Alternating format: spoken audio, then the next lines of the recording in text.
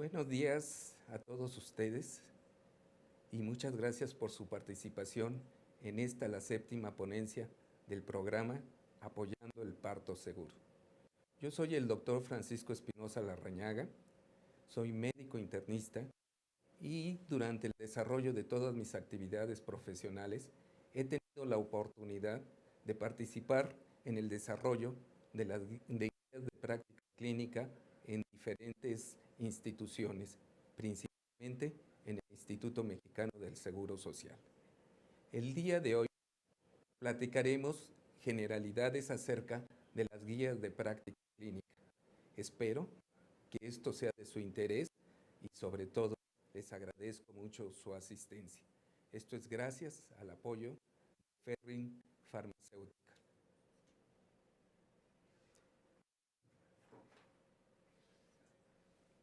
Para dar una especie de ubicación, quisiera leer esta sentencia de Sócrates.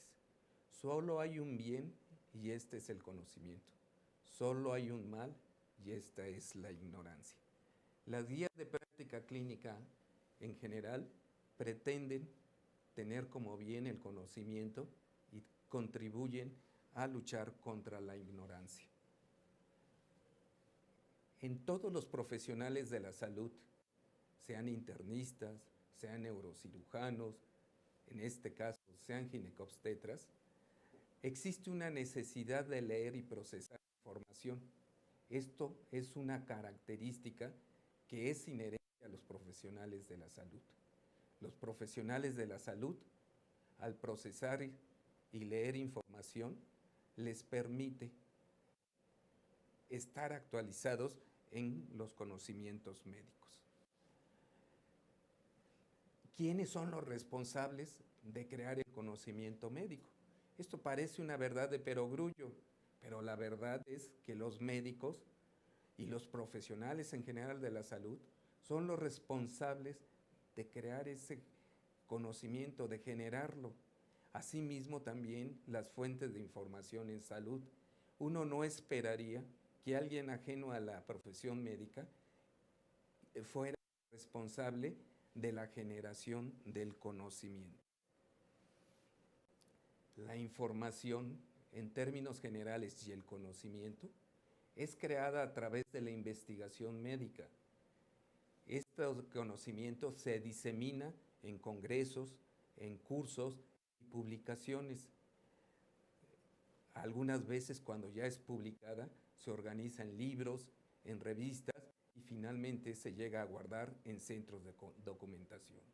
Hoy en día, la tecnología ha diversificado la manera de publicar, ya sea con instrumentos como lo son la situación electrónica y también de guardar la información de una manera virtual en las llamadas nubes. El objetivo de una publicación es que los profesionales a los cuales va dirigida la publicación tengan acceso a la información y al conocimiento y que estos lectores de esta información o de este conocimiento hagan uso de él para beneficio de la propia comunidad médica. La difusión del conocimiento es la fase del trabajo científico mediante la cual la producción intelectual del médico, en este caso del científico que se dedica a la medicina, llega al usuario. ¿Qué es lo que se busca cuando se publica? Precisamente eso, poner al alcance del usuario un potencial de información que le permita facilitar su consulta, hacer uso de ese conocimiento con la finalidad de enriquecer la ciencia y ser un motor que permite el desarrollo. También, por otro lado, esto permite contar con un instrumento crítico que favorezca la construcción dentro de la sociedad y el desarrollo de las personas. Tanto para el desarrollo científico como para la sociedad, es necesario hacer visibles los esfuerzos científicos que se realizan en los diversos ámbitos, ya sea a nivel nacional, regional y mundial. E incluso, si lo quisiéramos particularizar, muchas veces, a veces se tiene que hacer también a nivel local, es decir, dentro de la misma unidad en la cual uno trabaja. Como parte de estas políticas para dar a conocer ello, en muchas instituciones, principalmente públicas, aunque también llega a ocurrir en las privadas, cuando de su personal publica algún documento, desarrolla una investigación o incluso como consecuencia de ello tiene como logro un premio, se desarrolla o se publica información en pizarrones o en lugares visibles para dar a conocer al resto del personal de la unidad lo que se desarrolla dentro de ese hospital o unidad. Un rasgo distintivo que tiene el hombre es su capacidad de aprender. El individuo aprende, comprende e incorpora experiencias de aprendizaje para su autotransformación. Las guías de práctica clínica, tanto en su desarrollo como cuando son leídas y seguidas, permite eso, aprender, comprender, incorporar experiencias para la autotransformación de los profesionales de la salud. El conocimiento tiene dos características notables. Esto fue establecido por Thomas Jefferson. El uso de un conocimiento por una persona no impide que la utilice otro también. También toda persona puede utilizar libremente un conocimiento de dominio público. ¿Qué es lo que se hace con las guías de práctica clínica? Las guías de práctica clínica permiten construirse a través del conocimiento que se encuentra disponible universalmente. Si uno quisiera ser muy estricto, a ese conocimiento que se encuentra disponible se le llama evidencias científicas. Si una persona quiere construir una guía de práctica clínica para la atención del embarazo con curso normal en China, otro lo quiere hacer en Argentina, uno más lo quiere hacer en México o otro lo quiere hacer en África, muy probablemente al consultar esas fuentes de información universales, si se hacen las mismas preguntas, las guías de práctica clínica llegarán o tendrán como resultado ser semejantes. Entonces, en este sentido, esto es algo que nos permite, o esto es gracias a que se puede utilizar el conocimiento y la información de una manera libre. Este proceso formativo se realiza buscando solución a los problemas presentados. La mayor parte de los conocimientos que obtiene un adulto no es de manera escolarizada. Y es ahí donde se encuentra el quid de las guías de práctica clínica. Las guías de práctica clínica no pueden ser indicadas como una norma de política de salud, decir, quiero que se haga una guía de práctica clínica, porque así lo establece la política que yo quiero desarrollar. Tampoco surgen de la nada, ay, a mí se me ocurrió, de ocurrencias. Esto deben de surgir como consecuencia de problemas que se presentan en la comunidad durante el desarrollo de la práctica médica. Y esto debe de generar preguntas. La búsqueda de la solución de esas preguntas son las que llevan a el desarrollo de los contenidos de las guías de práctica clínica. El aprendizaje, por lo tanto, se inicia en la misma práctica médica. En la práctica médica se identifican los problemas. El análisis de los problemas lleva a uno a documentarse, a capacitarse y a buscar una solución. Se aprende y se investiga al solucionar problemas. Es de ahí que ha dado lugar a lo que se llama una estrategia, el aprendizaje basado en la solución de problemas. Las guías de práctica médica en su desarrollo buscan esto, buscan aprender solucionando problemas de la realidad. Desgraciadamente, solo un 15% de los médicos lee literatura médica para buscar soluciones. La razón es que la literatura médica es masiva, es abrumadora y muchas veces contradictoria. Puede encontrar al leer una literatura que existe una forma de resolver un problema, pero puede existir también otra información que nos diga una forma completamente diferente e incluso contraria para resolver el mismo problema. ¿A qué se debe esto? Pues se debe a que la producción de información científica anual es extraordinaria. Para muestra, les puedo decir que existen más de 70,000 publicaciones periódicas, se llaman publicaciones periódicas, esas revistas científicas que todo mundo conoce. Llámese New England, llámese JAMA, llámese la revista mexicana de ginecobstetricia. En estas publicaciones periódicas se dedican o están encaminadas solo a problemas de biomedicina y ciencia relacionada con medicina, más de 20,000 publicaciones, que generan 300,000 números publicados de revistas y más de 2,400,000 artículos. Pensar si eso no es abrumador, si pensamos que eso no se nos puede venir encima, pues para empezar existe la incapacidad de poder toda esa información. Entonces se tienen que buscar alternativas y definitivamente los médicos normalmente dedican la mayor parte del tiempo para la atención de los pacientes, no pueden discriminar esta información y definitivamente tampoco tendrían la capacidad de leer en tiempo ni siquiera la 10ª parte de lo publicado. Una frase de T.S. Eliot que pone en La Roca dice, ¿dónde está la sabiduría que hemos perdido en el conocimiento?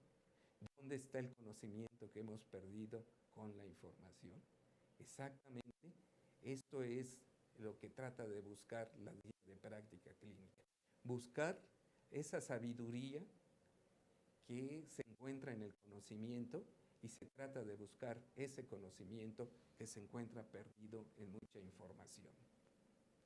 Los documentos que son más leídos para tratar de resolver los problemas que se le presentan a los médicos, cuando un médico a veces quiere resolver esto a través de leer un documento, un artículo, pues busca un artículo temático o un artículo de revisión, es decir, un artículo general que lo posicione dentro del tema y buscando ahí la respuesta a su problema.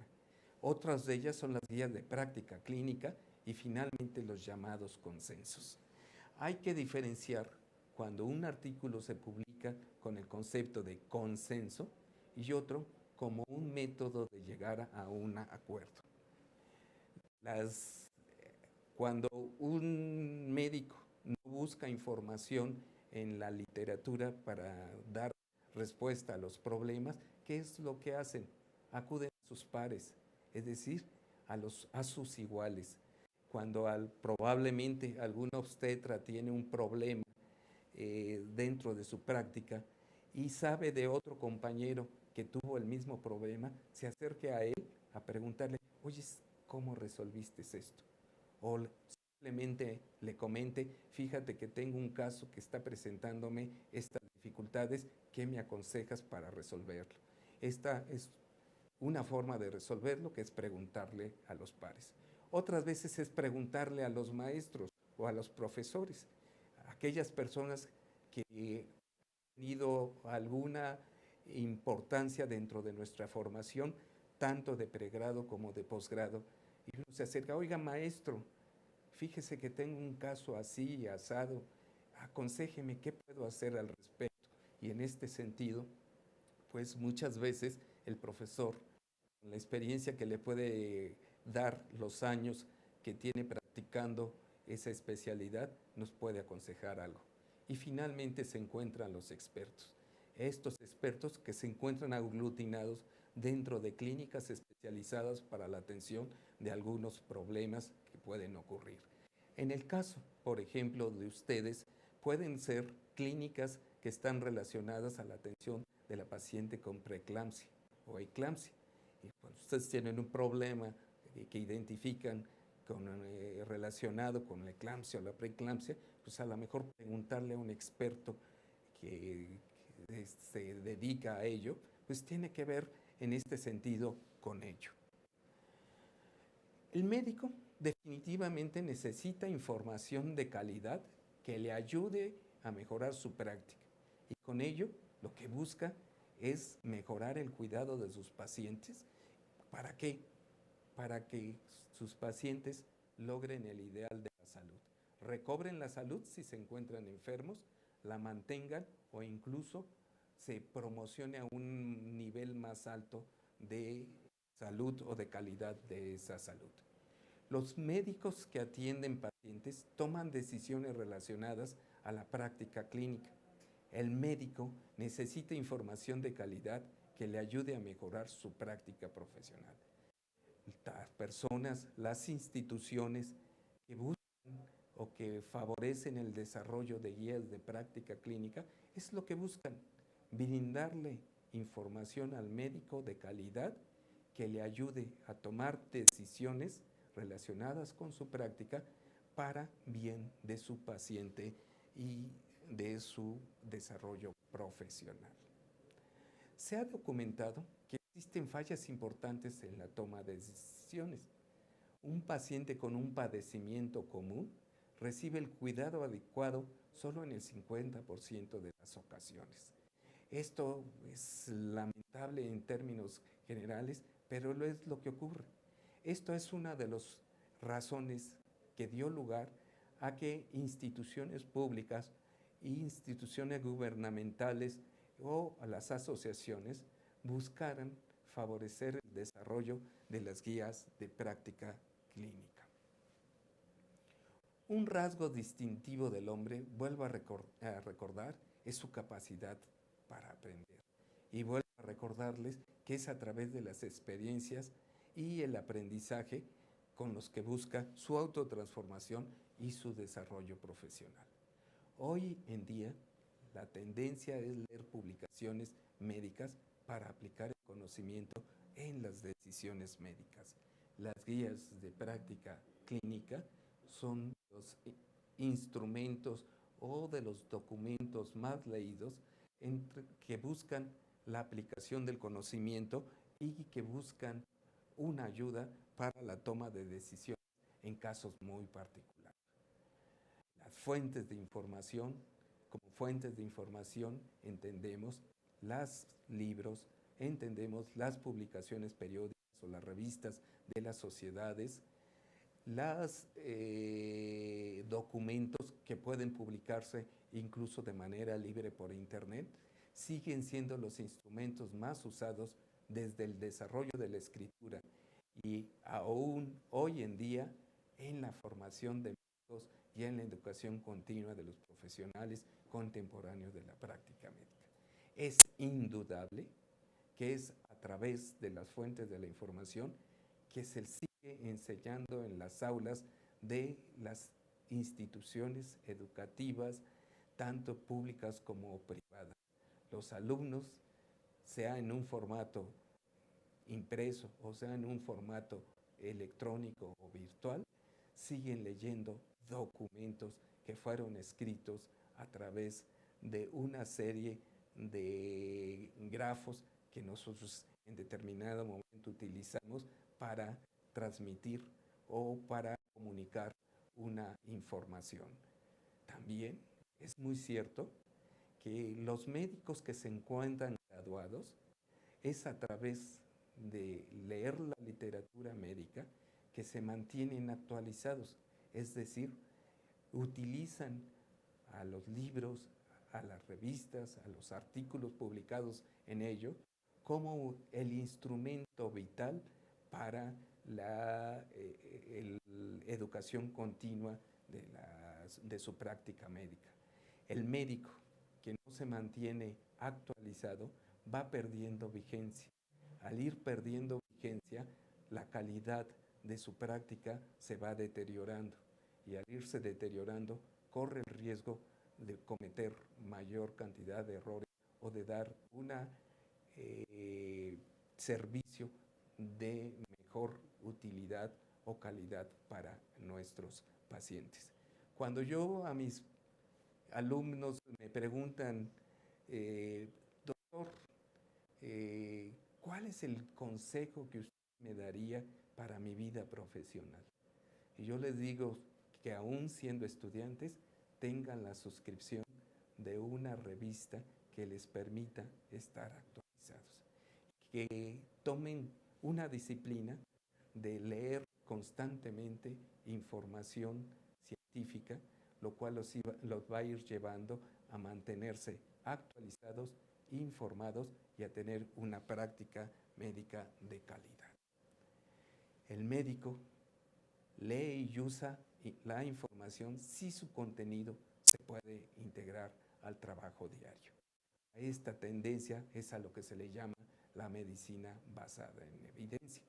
Esto es algo que deberían de tener en cuenta muchos editores de publicaciones en donde deben de buscar que sus contenidos tengan la posibilidad de aplicarse al trabajo diario de sus lectores. Es verdad que uno puede clasificar las fuentes de información de maneras diversas.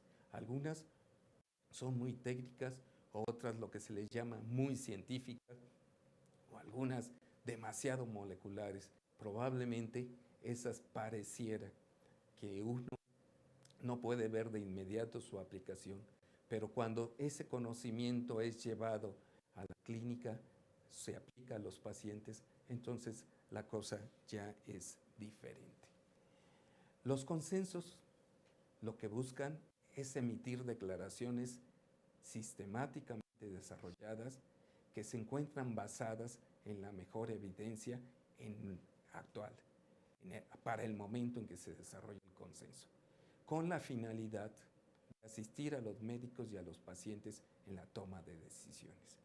Hoy, más que nunca, los pacientes tienen acceso a información a través de Internet, con lo cual en muchas ocasiones pueden saber o evaluar a qué profesional de la salud los está atendiendo. No es raro, y probablemente a muchos de ustedes les ha ocurrido, que algún paciente les diga, oiga, yo leí en Internet que se está utilizando tal procedimiento actualmente. ¿Por qué a mí no me lo aplica o sí me lo aplica? Y déjenme decirles, o excuso decirles, que muchas veces se sorprende uno, porque a veces, aunque la respuesta no sea cierta, verdadera o tenga validez científica, hay veces que cuesta trabajo poder eh, rebatir a los pacientes esa información que ellos buscan en Internet y que se divulga de una manera muy libre, muy amplia y que muchas veces no es validada antes de publicarse. Esta es una gran diferencia que a veces muchos profesionales de la salud, sobre todo cuando se inician y con mayor frecuencia entre los estudiantes, que buscan información en Internet que en ocasiones no está validada. Una de las fortalezas de las publicaciones científicas es que a través de la revisión por pares antes de la publicación de los artículos, se llega a una validación tanto del contenido como de la metodología aplicada que lleva a la elaboración de conclusiones y basados en esas conclusiones, muchas veces los lectores apoyan prácticas médicas en su quehacer diario. Hay que tener mucho cuidado, entonces, pero sí hago de su conocimiento que muchas veces los pacientes llegan a tomar decisiones acerca de los tratamientos. No es raro, ahorita se me vino a la mente y por eso regresé a la anterior diapositiva, es de que muchos pacientes, hay veces que uno les indica un medicamento. Los pacientes y buscan sobre ese medicamento y casualmente se encuentran con que ese medicamento es capaz de producir tal efecto adverso, aunque la posibilidad sea bajísima, etcétera, pero hacen que ese paciente quiera o suspenda el tratamiento. Entonces, lo ideal es que si los pacientes también van a leer información, y eso a veces no lo podemos controlar nosotros, esta información tenga una validez científica, una verdad científica. Y en algunas ocasiones, algunas publicaciones, entre ellas como los de American Medical Association, más conocido como JAMA, tiene una página que se le llama página del paciente, donde el paciente puede tener acceso a información científica validada que le ayude a comprender el tratamiento que se le está dando, y se le dan fuentes de información en esa página que le son útiles para tratar de soportar los tratamientos validados. Ahora, si continuamos, ¿en qué tipo de decisiones asisten a los médicos?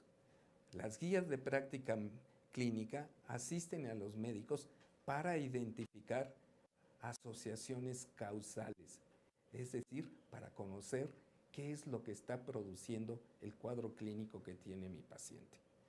En segundo lugar, les puede las guías de práctica clínica favorecer para poder identificar o resolver problemas de diagnóstico, porque las guías de práctica clínica nos orientan a un protocolo sistematizado para llegar a un diagnóstico. También de gran utilidad para poder establecer tratamientos que estén reconocidos en su eficacia. Y finalmente nos permite ayudar a resolver problemas de pronóstico. No es raro que nuestros pacientes nos pregunten: doctor, ¿qué va a pasar conmigo? ¿Qué va a ocurrir si yo me opero? ¿Qué va a ocurrir? ¿Qué me pasaría si no me opero? ¿Qué me pasaría en el caso de ustedes si dejo que el parto ocurra en su situación natural? ¿Qué beneficios tiene si usted me hace una cesárea? ¿Qué me va a pasar a futuro? Si usted me hace una cesárea, ya no puedo tener partos normales o naturales por vía vaginal. ¿Qué es lo que va a pasar? Entonces las guías de práctica clínica también ayudan a resolver estos problemas de tipo pronóstico. El movimiento para el desarrollo de las guías de práctica a través del consenso se inició a principios de los 80, cuando el National Institute of Health, sus iniciales NIH, se vio envuelto en un clima de mucha presión por parte de los que establecen las políticas de salud para evaluar nuevas tecnologías. Si ustedes hacen un poco de memoria, alrededor de los finales de los 70, o bueno, todos los 70 y principios de los 80, se desarrollaron diferentes tecnologías, para nombrar algunas: los ultrasonidos, las tomografías, las resonancias, etcétera. Y entonces las instituciones públicas necesitan que evaluar esas tecnologías desde todos los puntos de vista, de eficacia, desde el punto de vista económico, desde el punto de vista de su beneficio, costo-beneficio, su utilidad social, etc. Entonces esta es una de las razones por las cuales se empiezan a desarrollar. Si también recordamos que en determinado momento, en los años 60, empiezan a desarrollarse una medicina que se ve presionada por demandas médicas, que en los años 60 eran pocas, pero para los años 70 se duplicaron, pero para los años 80 estas se cuadruplicaron. Entonces el desarrollo de los procesos legales requería de que expertos o algunos instrumentos o evidencias científicas permitieran sustentar si el procedimiento del médico era adecuado o no adecuado. Entonces, en este sentido, también el desarrollo de las prácticas las guías de práctica clínica tuvieron como esa posibilidad o fueron apoyadas en su desarrollo en este campo. El objetivo principal, como les dije, fue evaluar la información científica para accesible, la que se encuentra accesible, de una tecnología biomédica y desarrollar un documento de consenso que reflejara el avance en el entendimiento de esa tecnología. Pero también, si uno lo pone hacia lo que es la práctica clínica, el objetivo es evaluar la información científica accesible en relación a un problema de salud y desarrollar un documento de consenso que refleje el avance en el conocimiento en ese tipo de enfermedad. Esta tecnología, aunque yo mencioné las tomografías, la resonancia, el ultrasonido, obviamente no se refiere nada más a esa tecnología. También se desarrollaron tecnologías de inmunoensayo, se desarrollaron fármacos que tenían que ver con el desarrollo de monoclonales, etc. Es decir, toda la posibilidad que el avance del conocimiento nos ha permitido en términos generales para decir que sigue creciendo la medicina, que sigue desarrollándose, que sigue avanzando, que el ser humano continúa en un gran desarrollo en este sentido. Las declaraciones en general del consenso se deben de enfocar en materia de seguridad y de eficacia, aunque también deberán de tomar en cuenta efectos económicos, sociológicos, legales, como ya lo mencioné, y en muchas ocasiones étnicos que permitan contextualizar el tema en discusión. De todos es sabido que, por ejemplo, en el estudio de la diabetes, la población latina y de origen hispano, concretamente incluso origen mexicano, muestran diferencias cuando son estudiadas en relación a la diabetes mellitus con el comportamiento que tienen los habitantes originarios de los Estados Unidos.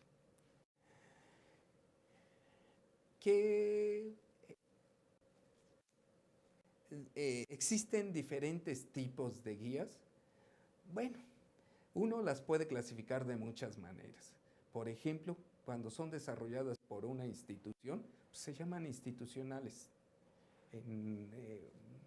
En los años 90, el Instituto Mexicano del Seguro Social desarrolló unas guías de práctica clínica que se denominaban institucionales para el Instituto Mexicano del Seguro Social, que fueron publicadas en el segundo semestre, o empezaron a ser publicadas en el segundo semestre de 1997 en la revista médica del Instituto Mexicano del Seguro Social. Iban dirigidas principalmente al primer nivel de atención y segundo nivel de atención. A los médicos enfocadas o como grupo de blanco, los médicos de la institución, pero el conocimiento que estaba ahí, el conocimiento que estaba ahí publicado, podía ser utilizado por otros profesionales de la salud que no pertenecieran al instituto y lo único que tenían que hacer era consultarla. Esto permitió pues, desarrollar algunas guías de práctica clínica de diabetes, de hipertensión, principalmente de los 10 problemas de salud más importantes para la institución. Por cierto, dentro de ellas se encontraba la atención y el cuidado del embarazo normal, así como la atención del niño sano en sus primeros años de vida. Otras son desarrolladas por asociaciones profesionales. Cuando una asociación médica identifica que no existe un criterio unificado, que en determinado momento hay que clarificar al interior de su agrupación el cómo conducirse con respecto a un problema que compete a su asociación, pues llega a ocurrir esto. Algunas veces llegan a ser hospitalarias. También a finales de los años 90 y principios del año 2000 o principios de este siglo, como ahora nos gusta decir, sobre todo los españoles empezaron a desarrollar guías de prácticas clínica específicas para unidades y llegaron a venir a asesorar en varias instituciones nacionales para el desarrollo de estas. Muchas de estas son las que se llegan a desarrollar en instituciones privadas, donde lo que hay que identificar es cuáles son los problemas que se presentan en esa unidad, obviamente de la práctica profesional con respecto a un problema específico, puede ser de manera general o puede ser muy específica para una especialidad. Las personas que están involucradas, que en este sentido habitualmente son el personal de la salud que trabaja en ese hospital, que repito, puede ser privado o público, hace un planteamiento de cómo lo ven los diferentes actores, pueden ser enfermeras, pueden ser los médicos, el personal de laboratorio, empiezan a buscar soluciones a ese problema y estas soluciones a los problemas los buscan en la literatura médica o en los bancos de información y si logran hacerlo, pues pueden elaborar una guía de práctica clínica específica para ese problema y para ese hospital.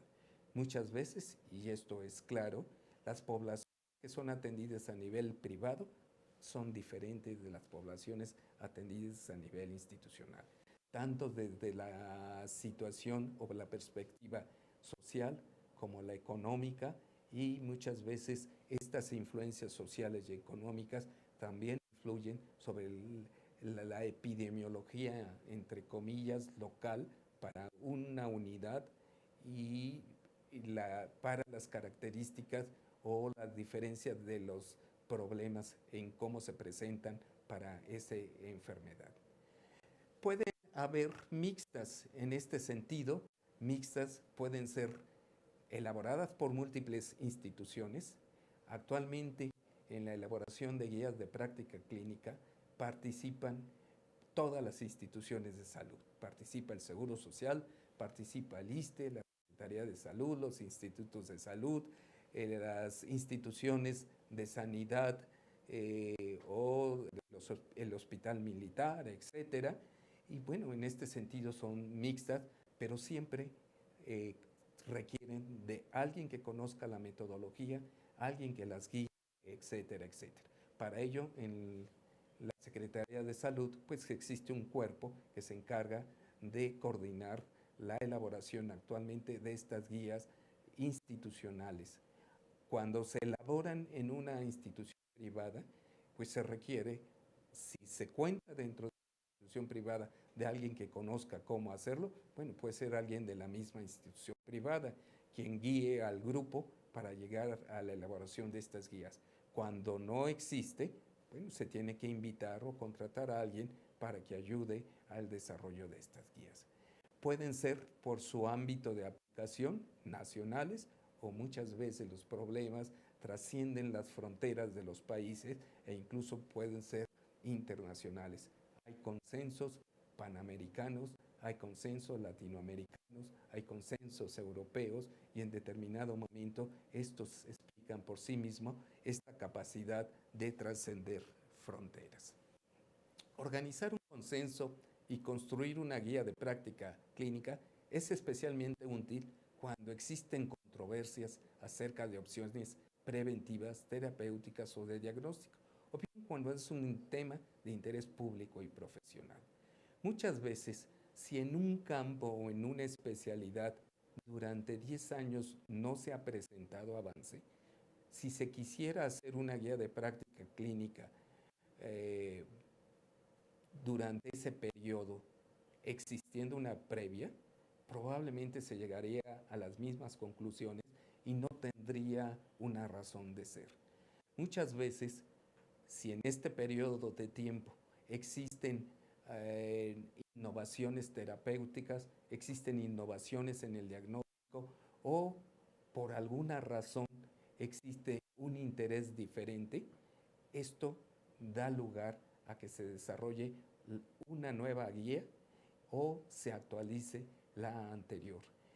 Se establece en términos generales que más o menos el conocimiento médico va cambiando en una periodicidad de 5 a 10 años. Y esto uno lo puede ver sobre todo en terapéutica y en algunos campos el desarrollo es verdaderamente sorprendente, por ejemplo, en el tratamiento de cáncer.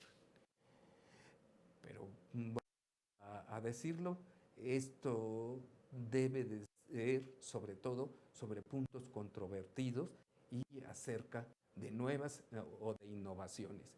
Es muy importante que quien organice, quien solicite o que en determinado momento busque desarrollar una nueva guía de práctica clínica tenga muy claro cuál es la controversia, cuál es la innovación y cuál es la aportación que se quiere hacer con una nueva guía y de preferencia desarrollarla específicamente hacia eso, si es una innovación terapéutica o si es una innovación en el diagnóstico, cuál más concretamente es el objetivo de la actualización de una guía.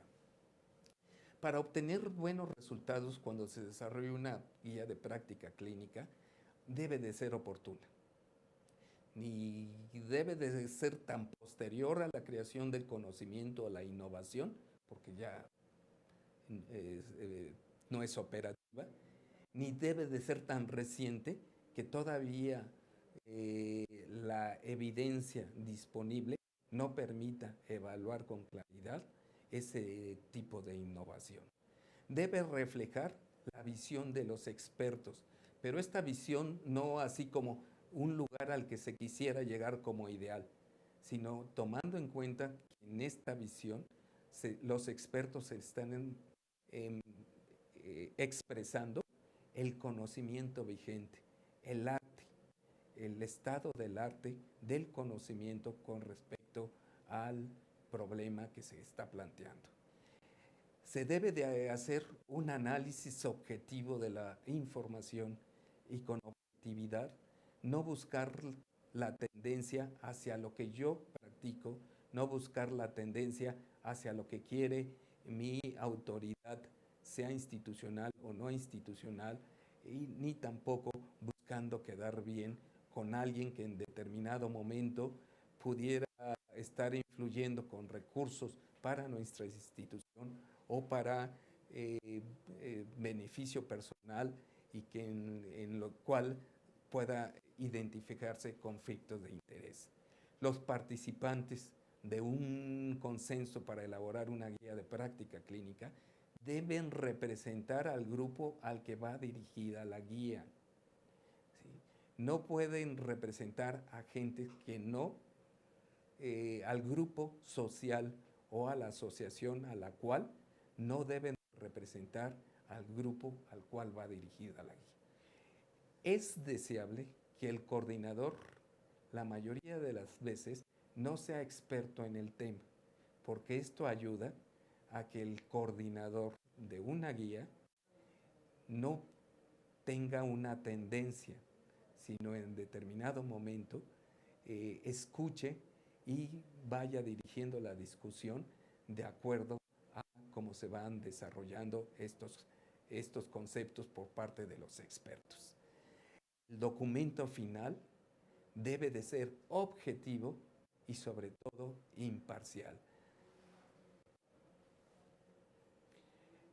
Es responsabilidad del grupo que el documento final hay que ponerlo al alcance del usuario potencial, facilitar su consulta y el uso del conocimiento. Lo que pretendemos es que enriquezca la ciencia y, como ya lo hemos mencionado, se convierta en un instrumento de desarrollo crítico. Identificar por los participantes como parte de las estrategias, uno puede mencionar que es importante identificar por los participantes las preguntas clave a resolver sobre el tema. La mayoría de las veces ayuda una pre-investigación o un pre-consenso entre los expertos. realizar una búsqueda exhaustiva de información buscando las respuestas posibles a la pregunta. Clasificar esa información y esa clasificación se va a realizar en base al nivel de evidencia. Analizar y seleccionar la información. Obviamente que el análisis implica su lectura, su comprensión, etcétera. Establecer una dinámica para el consenso. Dentro de las estrategias se busca que esté una discusión basada en las evidencias científicas solo de las posibles respuestas. No se trata de hacer una investigación ciega, absurda, donde en determinado momento esas discusiones no lleven a nada, pero sobre todo no tengan relación con el problema o con las preguntas planteadas. Hay que clasificar, cuando se ha llegado a los consensos, las recomendaciones también de acuerdo al grado de evidencia y finalmente elaborar un documento para su publicación. Estos son, y son conocidos por todos, la clasificación del nivel de evidencias, donde, como todos ustedes conocen, los estudios de metaanálisis se encuentran en el primer nivel de evidencia. En segundo lugar, son los estudios clínicos controlados y aleatorizados. Desgraciadamente, cuando nos referimos a que existen pocas evidencias para sustentar mucha de la práctica médica, es debido a esto, que la cantidad de metaanálisis y la cantidad de estudios clínicos controlados aleatorizados no alcanzan ni permiten responder todas las preguntas. La mayoría de las veces en los consensos nos tenemos que basar en alguno de los otros elementos o dentro de las otras categorías que tienen menor nivel de evidencia. Dentro del último nivel de evidencia, pero definitivamente lo tienen, se encuentran los comités de expertos, los reportes, las opiniones o las experiencias clínicas de autoridades en las materias, y en este caso son las asociaciones médicas que a través del desarrollo de guías clínicas mediante un consenso o consensuadas permiten elaborar documentos que pueden ser utilizados como un nivel de evidencia. Les repito, se reconoce que cuando no existen evidencias del nivel de metaanálisis o evidencia de los estudios clínicos controlados aleatorizados, bueno, hay que reconocer que el desarrollo de los consensos o las guías de práctica clínica son parte de la construcción de esas evidencias que necesita la medicina para poder tomar decisiones médicas. Esto es lo más importante que uno podría transmitirles a ustedes. Desarrollar o consultar las guías de práctica clínica les permiten tomar decisiones a favor de su paciente basados en una evidencia científica. Para que un consenso tenga validez, se requiere un panel amplio de expertos que puedan aportar objetividad, equilibrio, pero sobre todo conocimiento. Deben representar a la comunidad a la que se quiere influir. Si en el caso de ustedes quisieran desarrollar una guía de práctica clínica dentro del campo de la ginecobstetricia, por ejemplo, para la atención de los pacientes con eclampsia, pues definitivamente deben de ser expertos en eclampsia y deben de representar a la comunidad de ginecobstetricia dentro de la cual ellos se encuentran. La discusión siempre debe de ser grupal. Nunca las decisiones deben de ser tomadas ni por los coordinadores, ni por una camarilla, ni por los líderes que siempre surgen o que existen por naturaleza. Se entiende por consenso a una o actitud acordada por todas o la mayoría de las diferentes personas involucradas. Es en un ambiente académico, científico, significa más actitudes que opiniones.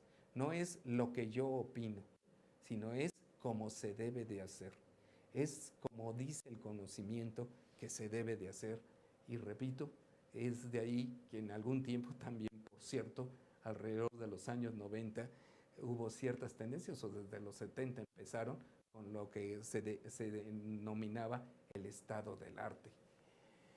¿Qué es lo que se ha logrado con el desarrollo de guías de práctica clínica? Se ha logrado establecer protocolos de manejo unificado. Se han unificado criterios para la atención de los pacientes. Se ha sistematizado el estudio de casos y pacientes. Estas guías de práctica clínica también han permitido sustento para la evaluación. No es raro que algunos conceptos que están involucrados en algunas guías de práctica clínica sean utilizados en los exámenes para aceptar residentes o para la selección de residentes en las instituciones públicas y privadas, en el famoso examen del ENAR. O también a veces en los consejos que certifican el estado de actualidad del conocimiento de los profesionales de la salud.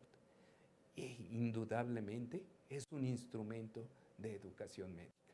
Lo dije en un principio, tanto para lo que es el nivel de formación en las licenciaturas, como para la educación continua en lo que corresponde a los médicos contemporáneos que se encuentran ya en la práctica profesional y que a través de la lectura de las guías de práctica clínica que van saliendo o se van actualizando, ellos van actualizando su proceder y su manejo de pacientes.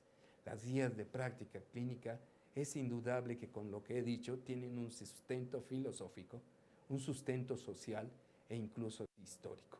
¿Por qué histórico? Porque el documento, cuando se publica, se convierte en un documento histórico. Uno puede decir, el día, en el número de mayo, junio del año 2015, en la revista médica del Instituto Mexicano del Seguro Social, se publicó una guía de práctica clínica y se convierte en el documento histórico. También convierte a los autores en los entes históricos. Uno puede decir, en esa guía participaron el doctor Francisco Espinosa, el doctor Sutano, el doctor Perengano, y esto fue establecido por ellos, lo que hace indudable que tienen responsabilidad histórica con respecto a lo que está ahí mencionado.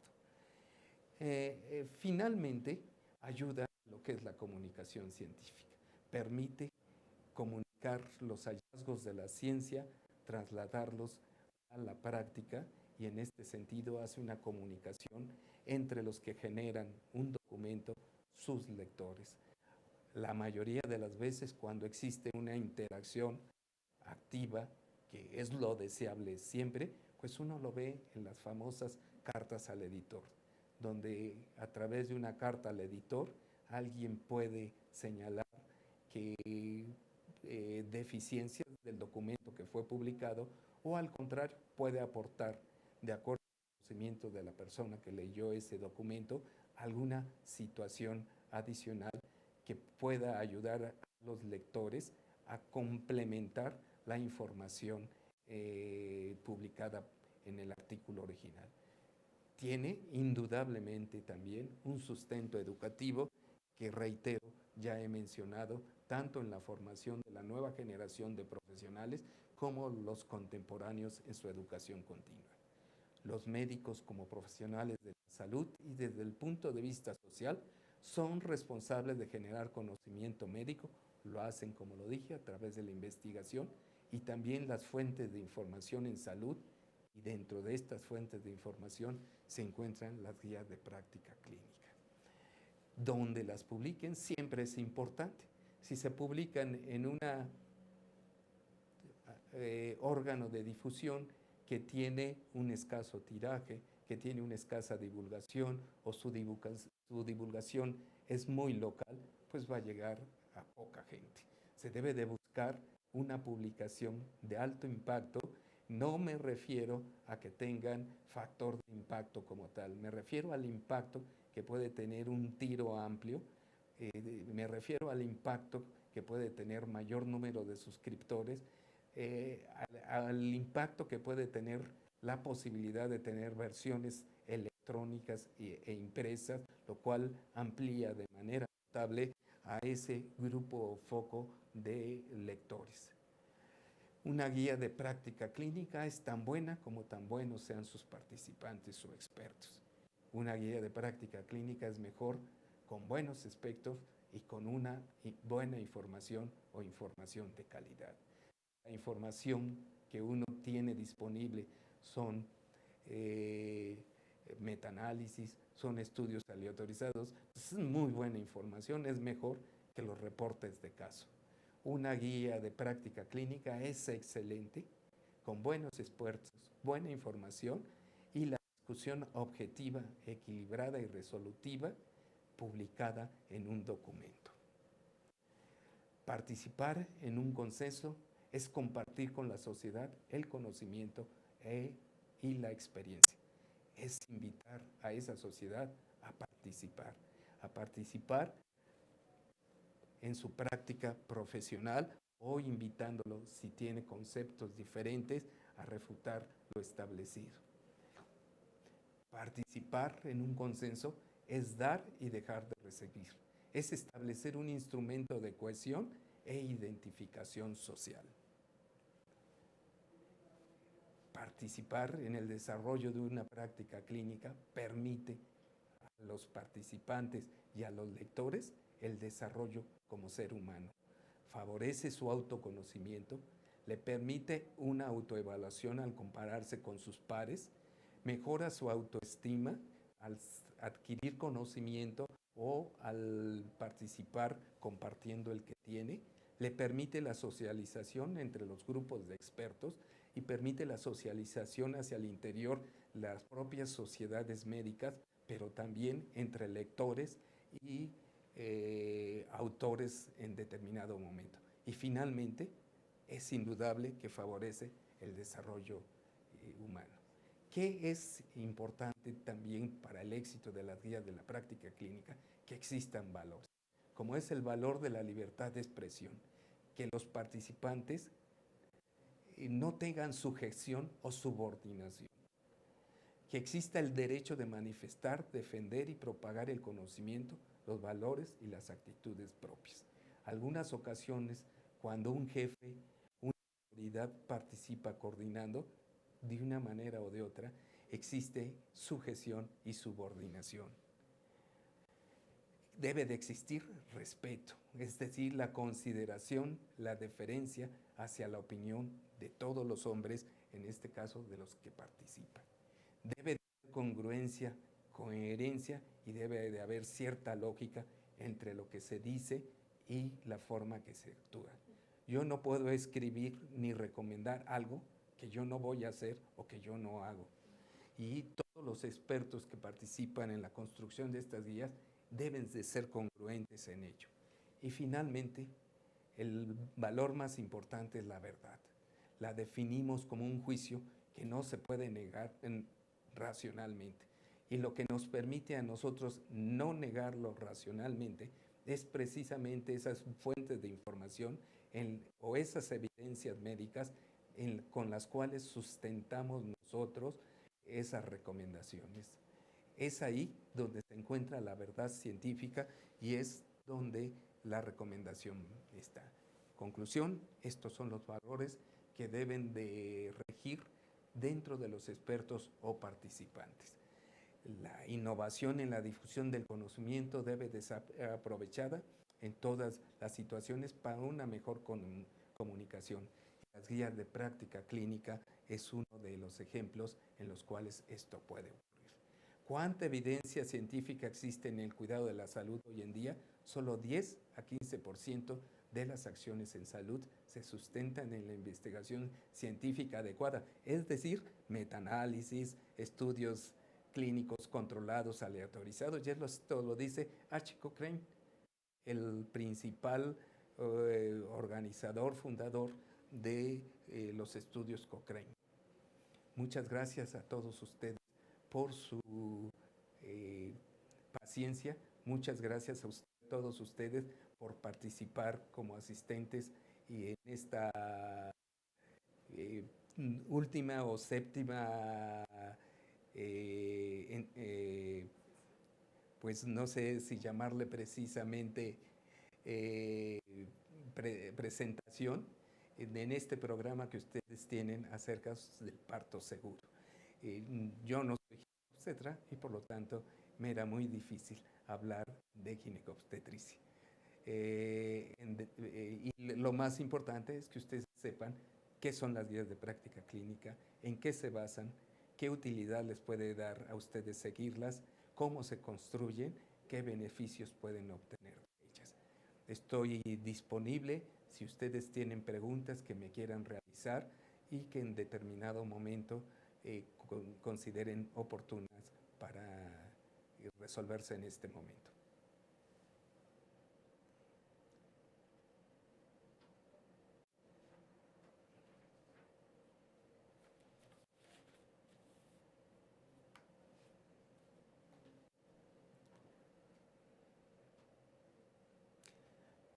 Bueno, me han llegado 3 preguntas en general.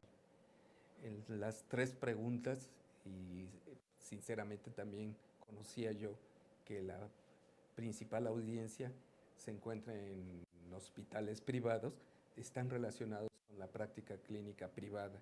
La primera de ellas me dice, ¿en los hospitales privados se pueden aplicar las guías de práctica clínica institucionales? Definitivamente sí. Definitivamente sí, se pueden aplicar las guías de práctica clínica institucionales siempre y cuando identifiquen ustedes que pueden dar respuesta a los problemas que ustedes tienen en su práctica diaria. Si ustedes me dicen, pues nosotros no tenemos problemas, eso es muy difícil.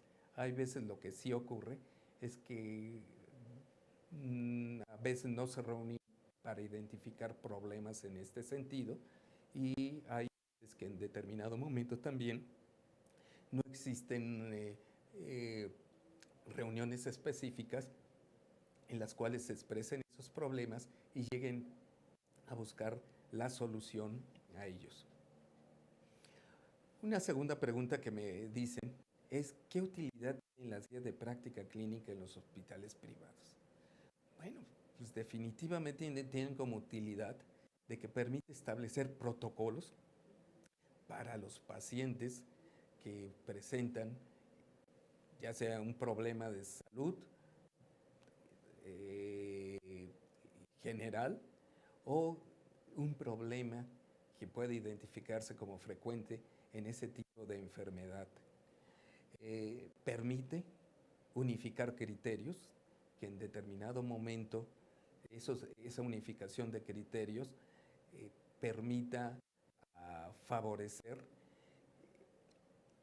la identificación de necesidades y requerimientos tanto terapéuticos como de diagnóstico para que sean considerados por las autoridades de un hospital privado.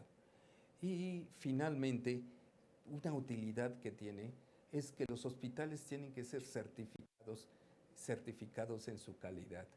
Y uno de sus requerimientos está en identificar o seguir o guías de práctica clínica aceptadas universalmente o que hayan probado su eficacia en la solución de problemas médicos o científicos.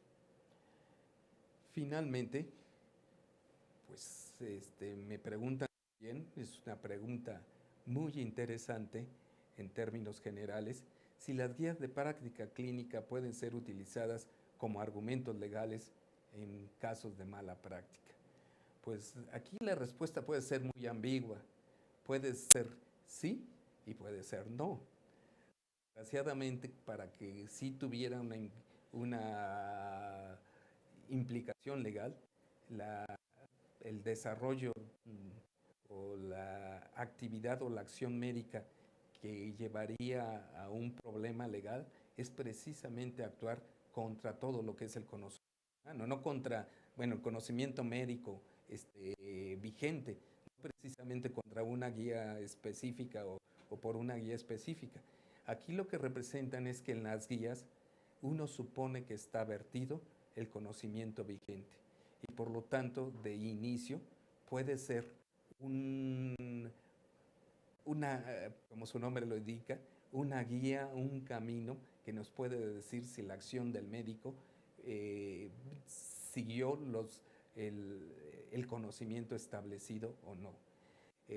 Es difícil que definitivamente un médico que se encuentra vigente, y es todavía más difícil a veces en la práctica médica privada, donde se requiere de que los médicos que participen en unidades médicas privadas estén certificados, tengan sus diplomas de especialidad, tengan sus cédulas profesionales, donde se llenan protocolos para lograr la certificación de los hospitales, llegue a ocurrir algo como esto.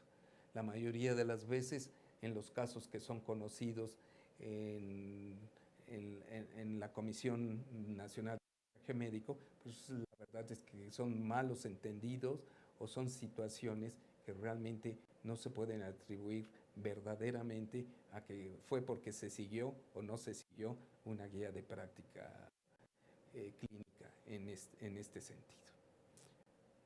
Debido a que creo que no hay ninguna pregunta adicional, reitero nuevamente mi agradecimiento a su presencia de manera virtual, a su paciencia para escucharme y espero definitivamente que sean de utilidad lo que el día de hoy han escuchado para su desarrollo profesional. Muchas gracias, que tengan un buen día.